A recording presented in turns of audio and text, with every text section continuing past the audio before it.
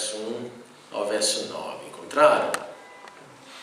Diz assim o texto: Depois disso, Jesus apareceu novamente aos seus discípulos à margem do mar de Tiberíades. Foi assim: estavam juntos Simão Pedro, Tomé, chamado Dídimo, Nataniel de Caná da Galiléia, os filhos de Zebedeu e 2 outros discípulos. Vou pescar, disse-lhe Simão Pedro. E eles disseram: Nós vamos com você. Eles foram, entraram no barco, mas naquela noite não pegaram nada. Ao amanhecer, Jesus estava na praia, mas os discípulos não o reconheceram. Ele lhes perguntou: Filhos, vocês têm algo para comer? Eles responderam que não. Ele disse: Lancem a rede do lado direito do barco e vocês encontrarão. Eles a lançaram e não conseguiam recolher a rede, tal era a quantidade de peixes.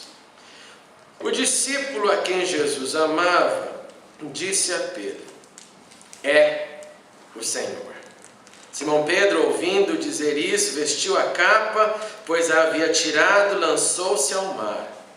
Os outros discípulos vieram no barco, arrastando a rede cheia de peixes, pois estavam apenas a cerca de 90 metros da praia. E quando desembarcaram, viram ali uma fogueira, peixe sobre brasas e um pouco de pão. Vamos orar mais uma vez. Pai, obrigado pela Tua presença e pela liberdade do louvor. Obrigado, Senhor, porque nós podemos celebrar nesta época tudo aquilo que representa o Teu amor pela humanidade. E nós te agradecemos porque podemos celebrar livremente, com liberdade. Muito obrigado por isso. Seja conosco neste momento de reflexão na Sua palavra e fale conosco. Em nome de Jesus, amém e amém. Irmãos, revisando, nós falamos na nossa primeira mensagem sobre a primeira Páscoa. Vocês lembram? Nós falamos sobre o fim da escravidão, um memorial que desde o início foi instituído, do sangue que deveria ser colocado nas portas, que protegia e que protegeu o povo de Israel, e que quando a destruição passasse nas casas no Egito, ao ver o sangue, morte não entraria nas casas. Nós também aprendemos que a primeira Páscoa foi uma ceia em prontidão. Não foi uma ceia que as pessoas poderiam comer, sentar e ficar ali jogando palavras ao ar, curtindo a ressaca da boa comida. Não, era para comer com o cinto apertado, com sandálias nos pés, com o cajado na mão, prontos para partir a qualquer hora. E a primeira Páscoa termina com o êxodo, com o povo saindo do Egito e indo para sua saga em busca a Canaã, como tudo aconteceu dos 40 anos do deserto e da vida e do início do povo de Israel. A segunda Páscoa começa com a lembrança da primeira. Jesus fala para os seus discípulos: vai, procure um lugar e lá nesse lugar prepare a Páscoa. Vamos celebrar o fim da escravidão. Vamos lembrar que sim, um dia nós éramos escravos e não somos mais. Naquela segunda Páscoa, Jesus fez a instituição da Santa Ceia. Pegou o vinho, pegou o pão, disse: esse vinho aqui vai simbolizar o meu sangue, esse pão vai simbolizar o meu corpo, vocês deverão fazer isso em memória de mim. Naquela Páscoa houve também o anúncio da traição. Jesus, já sentindo todas as dores de que ficaria abandonado, e não só abandonado, mas que seria traído por um daqueles que havia andado 3 anos com Jesus e que não deixou seu coração ser transformado nem pelo Mestre, nem pelo Senhor. Na segunda Páscoa, Jesus também anuncia que Pedro iria negá-lo, que Pedro, apesar de falar muito, não sustentaria a sua fé diante das pressões. Naquela segunda Páscoa, Jesus deixou claro que ele iria ressuscitar, Ele deixou claro que ele estava determinado a cumprir o seu papel até as últimas instâncias, até a última dor, último pingo de suor, de sangue. E na segunda Páscoa ficou evidente a fragilidade humana de discípulos que não conseguiam orar, nem mesmo do inner circle, nem mesmo daqueles que eram mais próximos de Jesus, nem mesmo daqueles que tinham visto no passado Moisés e Elias no Monte da Transfiguração, não conseguiram orar com Jesus. De modo que depois disso, Jesus então é preso, Jesus então foi escarnecido, Jesus foi torturado, Jesus foi abandonado por todos e foi condenado à morte, como sabemos, morte de cruz, crucificado em total humilhação. A Elaine comentou aqui, cadê ela? Foi com as crianças? A Elaine comentou aqui que nós lembramos do sacrifício muito nessa época. Mas a constatação que eu tenho feito é que nem nessa época estamos lembrando do sacrifício. Eu estava falando para a Cecília, como eu fico chocado de ver nessa época, passando, e dos púlpitos não serem ensinados sobre a Páscoa. Chocado, literalmente chocado.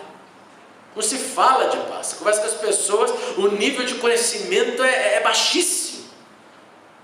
Não para se refletir no tamanho desse gesto de amor.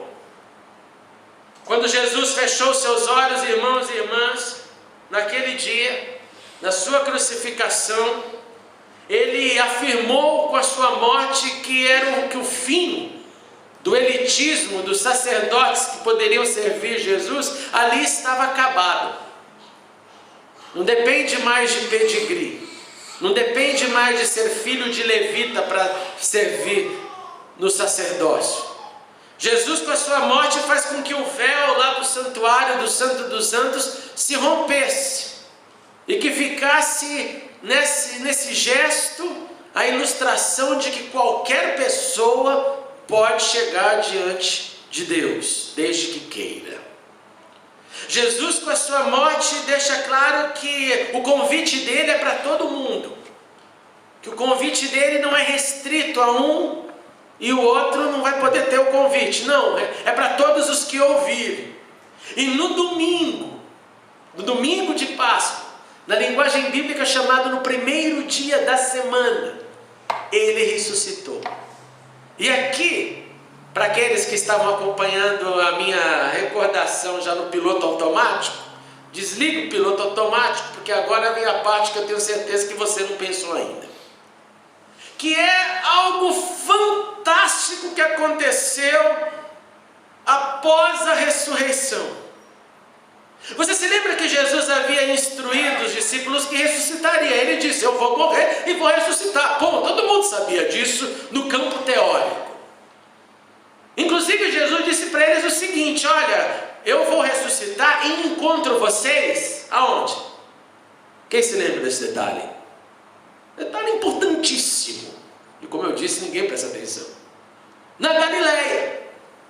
Eu não vou encontrar vocês em Jerusalém. Eu não vou encontrar vocês em frente ao templo. Eu não vou encontrar vocês em nenhum outro lugar, mas quero encontrar com vocês na Galileia. Antes de morrer, Jesus deu esta instrução. Então, teoricamente, o que nós entendemos disso? Se Jesus deu uma instrução para você antes do evento acontecer, qual seria o normal? Ele morre, você pega a malinha, você já tinha fugido mesmo, porque todo mundo fugiu, todo mundo já tinha o abandonado. Então deveriam aproveitar o abandono e falar: nós vamos seguir pelo menos a ordem. Malinha nas costas, subindo para Galileia. Essa era a instrução que ele deu. Isso está lá em Mateus 26, se você quiser depois ler em casa, fique à vontade. Agora, quando Jesus ressuscitou no primeiro dia da semana, no domingo, as mulheres que estiveram ali de primeiro ainda estavam querendo celebrar a morte. Porque elas vão o quê? Com especiarias para cuidar do cadáver. Peraí, ele disse: eu vou morrer, mas vou ressuscitar, encontro vocês na Galileia. O que vocês estão fazendo aqui? Mas as mulheres apareceram lá. Maria Madalena, a mais famosa de todas, tem muitas ali que a gente não sabe o nome, não temos ideia exatamente quantas eram. Alguns dos evangelistas dizem mulheres, outros dizem Maria Madalena e mulheres. Mas o fato é que naquele momento nós sabemos que Jesus aparece para as mulheres e diz para as mulheres o seguinte, repete o que já havia dito. A Maria Madalena, as mulheres recebem essa informação dos anjos, recebem essa informação, lembrete, manda a galera ir para Galileia, eu já disse isso. E as mulheres chegam até os discípulos e passam essa informação para eles. E o que acontece, irmãos e irmãs? Ninguém obedece. No domingo pascual estava acontecendo a celebração da desobediência. E Jesus, em carne viva, para a primeira palavrinha dela, dos anjos, dos arautos do Senhor: sobe para Galileia, ele não está aqui. Por que procurais entre os mortos aquele que vive? Vai para Galileia. Mas não. Então, número 1, as mulheres foram visitar celebrando a morte, não acreditavam que ia acontecer o que aconteceu. Anote isso, que isso é sério. Elas não acreditavam que a ressurreição ia acontecer, porque se acreditassem não teriam ido celebrar a morte. Número 2, os discípulos não partem para Galileia, eles ficam ali, ninguém faz nada, nem antes, nem lembrando da mensagem e nem depois que ouvem o comando, eles não obedecem. E número 3, o que acontece? Jesus vai encontrá-los. Aonde? Não na Galileia. Jesus vai encontrá-los em Jerusalém, encontrá-los na sua desobediência. Jesus aparece até eles, e talvez você possa se justificar: mas pastor André, olha, é difícil engolir a ressurreição. Qualquer um de nós ficaríamos assim, qualquer um de nós teríamos dificuldade em ouvir um comando desse. Você concorda comigo? Ou todo mundo aqui, se eu chegasse aqui na igreja, irmãos, Deus me falou que eu vou morrer amanhã, mas daqui 3 dias culto normal. Eu duvido que alguém apareceria aqui. E nem fale que você apareceria, porque nem eu apareceria. Agora, tem uma diferença. Sabe qual é a diferença? Que para os discípulos, apesar de parecer chocante, vem aqui, vai me encontrar na Galileia que eu vou voltar. Os discípulos tinham algo que eu e você não temos. No histórico, o que é? O que é que os discípulos tinham algo que eu e você não temos? Oi? Vai indo. Tá morno. Tá morno, tá muito genérico, mas tá morno. Tem um dado. O dado é: alguém aqui... Não, alguém aqui já viu um morto ressuscitar na cova? Opa, mas eles, Davi, sim. Eles tinham visto Lázaro, não o nosso, mas Lázaro. Eles tinham presenciado ressurreição. Eles tinham presenciado o ato de Jesus chegar na túmula e falar assim: remove a pedra, Lázaro, sai daí, vem para fora. E o bicho vem mumificado, desate-o agora, ele está vivo. Mesmo tendo presenciado uma ressurreição, de modo que a ressurreição de Jesus não é a primeira para os discípulos, eles já tinham presenciado uma ressurreição. Mas naquela hora, eles esqueceram disso. Ele pode ressuscitar o mortinho da Silva, mas não vai resistir à cruz, o sofrimento. Isso é impossível. Segundo Lucas, No capítulo 24, para você ler em casa, os discípulos do caminho de Emaús, naquele momento que Jesus aparece para aqueles discípulos que estavam comentando, que estavam tristes, que estavam com o coração apertado, você não ouviu falar dos últimos acontecimentos, e Jesus começa a andar com eles, como que não sabe de nada, aconteceu, que interessante, e vai conversando, e o horário vai ficando tarde, os discípulos dizem, fica um pouquinho, fica mais, e Jesus fica. E depois esses discípulos percebem que estava diante do Senhor, que o seu coração queimava, e aí vem a informação também que a gente pouco presta atenção. A Bíblia diz que os discípulos do caminho de Emaús, depois que reconheceram que caiu a ficha, que Jesus estava ali, que eles foram para um lugar. Qual é esse lugar? Para Jerusalém. E eles foram para Jerusalém para quê? O texto nos diz que eles foram para Jerusalém encontrar com os discípulos que estavam com as portas trancadas, morrendo de medo que uma perseguição acontecesse, porque já que mataram o chefe, vão vir atrás da corja inteira.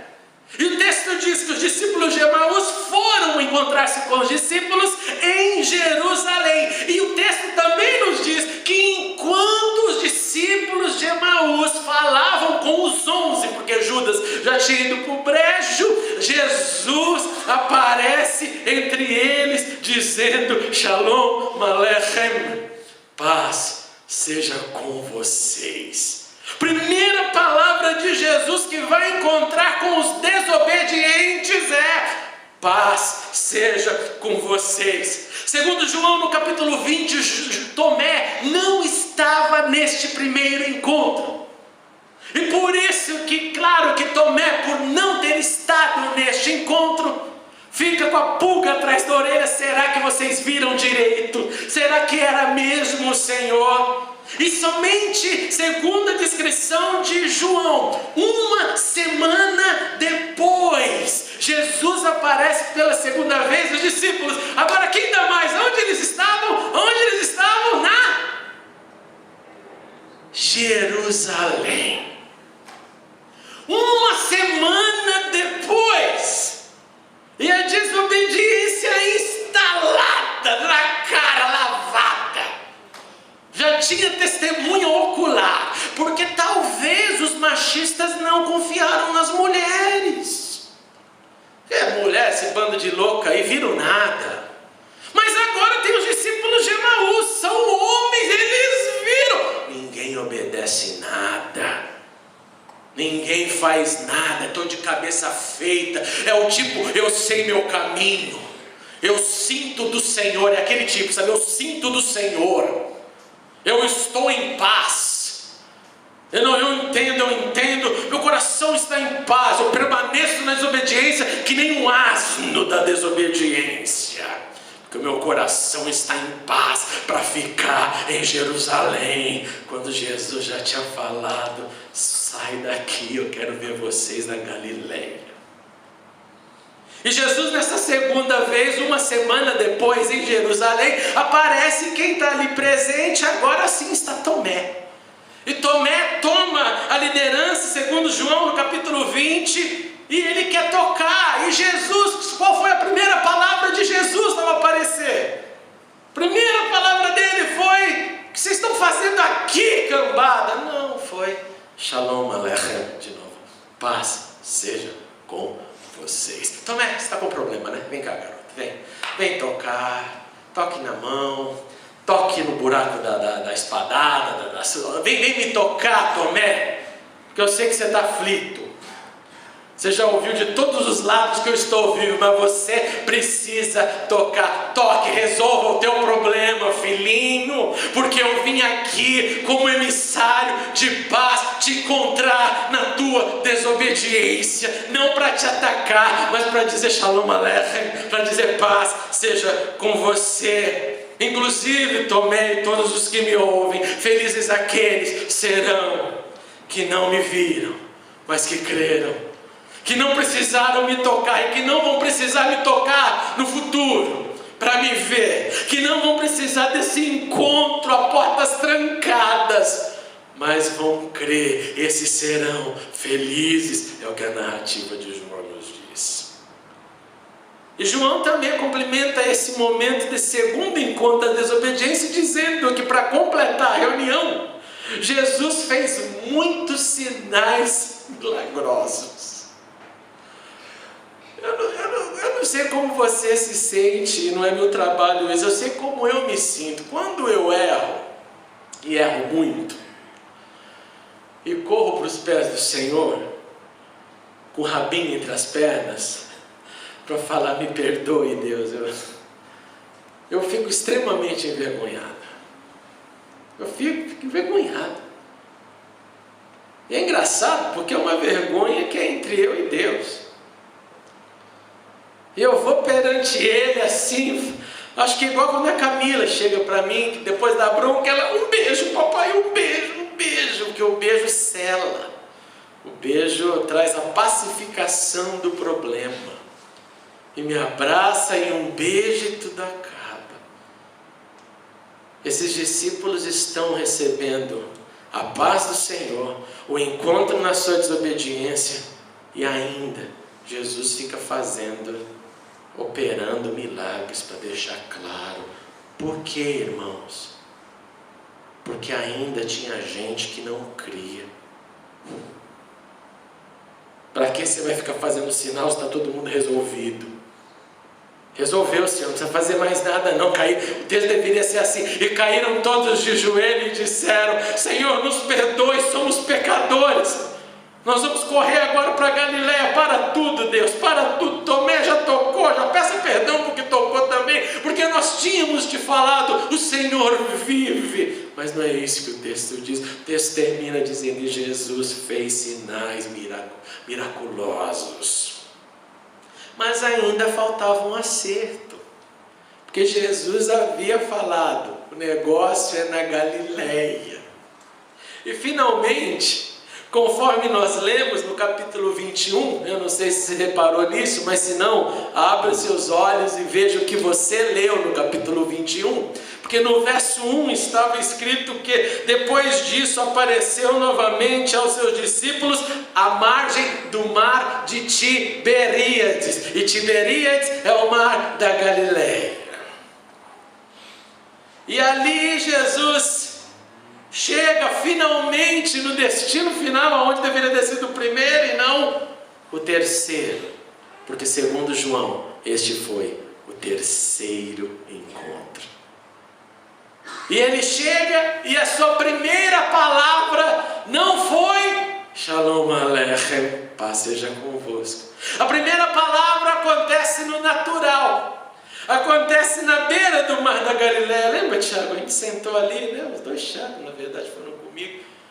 E na beira, nas margens, a primeira palavra do mestre não foi paz. A primeira palavra foi: filhos, vocês têm algo para comer, distância de 90 metros.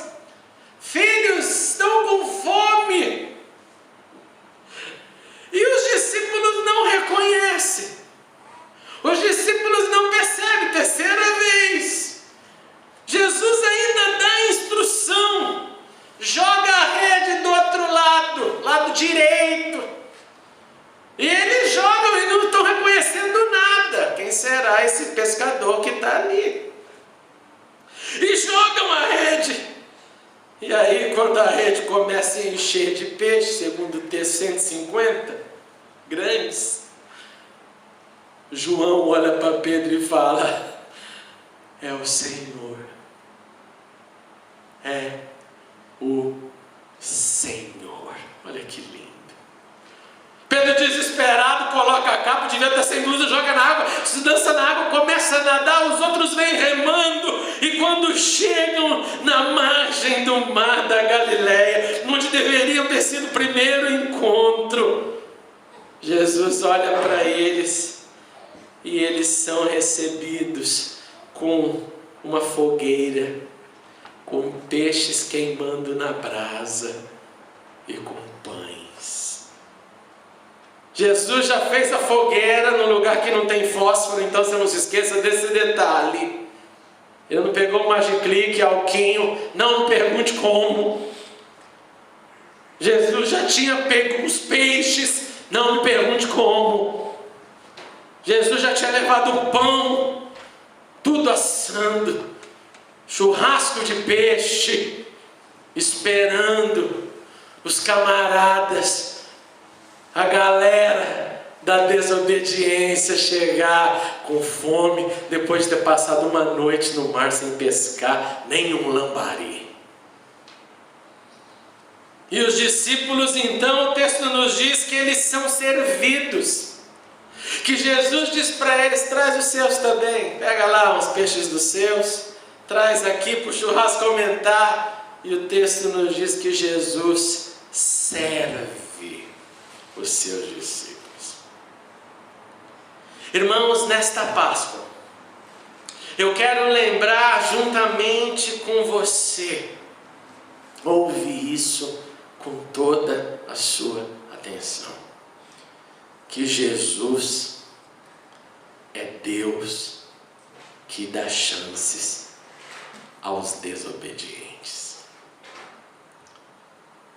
E se Paulo estivesse pregando essa alguma coisa referente a isso, eu acho que ele falaria: e eu sou o principal dos pecadores. E é isso que eu também digo esta noite. Que Jesus é Deus que dá chance aos desobedientes de todos os níveis. Que Jesus olha para aqueles que deveriam ter tido um nível a mais, porque afinal 3 anos juntos, afinal 3 anos de milagres, 3 anos de multiplicação de pães, 3 anos de muitas aventuras, né? Imagina ter andado com Jesus. Mas eram tão desobedientes como eu e você. O que aprendemos então é que Jesus, que Ele vai nos encontrar, Ele vai te encontrar, Ele vai me encontrar na nossa desobediência. E quando chega diante de nós, Ele diz: paz seja com você. Ele não chega, mas que papelão, hein? Que palhaçada. Não aprende mesmo em cabeça dura, não tem jeito. Não, Ele chega dizendo: paz seja com você. Ele ainda permite-nos tocá-lo. Ele ainda permite-nos que nós possamos experimentá-lo. Ele ainda é quase que um grito que vem de dentro de si. Veja se você pode ser convencido. Tem chance de tocar, vai te convencer? Então toque. Toque. Toque e sinta os gestos de amor e paciência. Irmãos, quando você tem uma cicatriz e ela está bem assim recente, você deixa alguém tocar, né? Normal. Toca aí, eu estou com um rasgo aqui, uma operação. Jesus é óbvio que não estava com essa cicatriz em processo de recuperação. Mas espiritualmente, psicologicamente falando, aquilo ali era uma afronta ao seu gesto de amor. Uma afronta ao gesto de amor. Caramba, eu fiz tudo, estou aqui na cara do camarada e o cara quer tocar ainda. Tipo assim, qual é o limite de um ser desse? O limite de um ser desse é não ter limite. Ele sempre te surpreende com a incredulidade. Mas Jesus fala: onde está o que está com deficiência e com debilidade de fé? Vem, filhinho, vem tocar, vem, toca, vai. Faz cosquinha, faz. Aí, viu, né? Buraco, sou eu mesmo. Ele convive com as debilidades da fé, ele respira fundo, ele dá mais chances para que possamos ser felizes, mesmo não vendo, mas crendo, mesmo sem vê-lo aqui na terra, mas crendo que Ele vive, como nós cantamos. Ele nos leva ao destino final, irmãos e irmãs. Jesus, se você permitir, Ele vai com você até o final. Ele vai até as Galileias. E lá, quando finalmente nós acertarmos o mapa, obedeceram agora, Ele vai chegar diante de nós e dizer: filhos, querem mais comida? Querem comer mais um pouquinho? O pão está pronto, o peixe está assado, traz os seus também, juntamos tudo. E assim celebramos a comunhão. E comunhão com o Deus que vai atrás dos desobedientes é comunhão contrária à separação, mas comunhão que usa do partir do pão para que todos sejamos reconciliados. Vamos ficar de pé. Dê a mão para quem está do seu lado. Se quiser fechar os corredores aqui, pode fechar, fica à vontade. Nós vamos participar da ceia sim, mas vai ser lá no salão, não aqui. E aí nós vamos celebrar a vitória nesse memorial. Mas nessa hora eu queria aqui, juntamente com vocês, como disse, celebrar a nossa fragilidade. Reconhecer, Senhor, eu sou frágil, eu sou desobediente. A pior coisa que pode haver no cristianismo é um espírito altivo, um sentimento de orgulho embutido, sabe? Não, eu sei do que eu faço. Gente, nem você nem eu, nós não sabemos nada. Nós não sabemos nada. Quem sabe é Ele que fala: jogue a rede desse lado. E só nos resta fazer como os discípulos. É o Senhor. É o Senhor. Vamos correr lá que é o Senhor. Então aproveite esse momento para fazer essa oração de confissão. Fala assim: Senhor, eu sou desobediente, tem misericórdia de mim. Sim, Senhor, me encontre, e nesse encontro me mande mais paz, porque eu preciso de paz, para talvez ter chance de montar o quebra-cabeça melhor e entender que quando o Senhor falar é Galileia, Galileia, não é outro lugar. Quando o Senhor falar é por aqui, é por aqui. Não esperar nada, não esperar ninguém, porque o Senhor quer nos reconciliar. Reconciliação é o seu nome e jamais separação. Vamos orar. Senhor Jesus, aqui nós estamos nesta noite que antecede a alegria da celebração pascal, quando mais uma vez lembraremos que o nosso Redentor vive.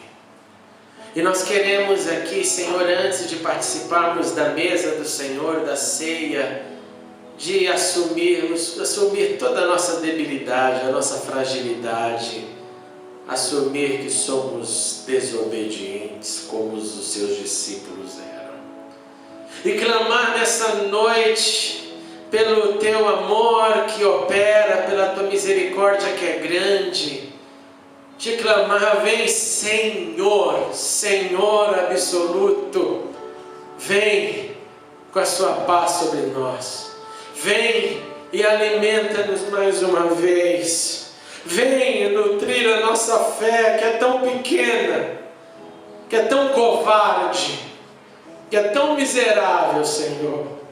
Aumenta nossa fé, para quando ouvirmos o seu comando, ou para aqueles comandos que já escutamos, as instruções já nos dadas: vai para Galileia, ou aguente, ou não quebre, ou não rompa, ou perdoe, ou dê mais uma chance, ou transforme-se, ou mude, ou arrependa-se. Todas as instruções que carregamos em nós.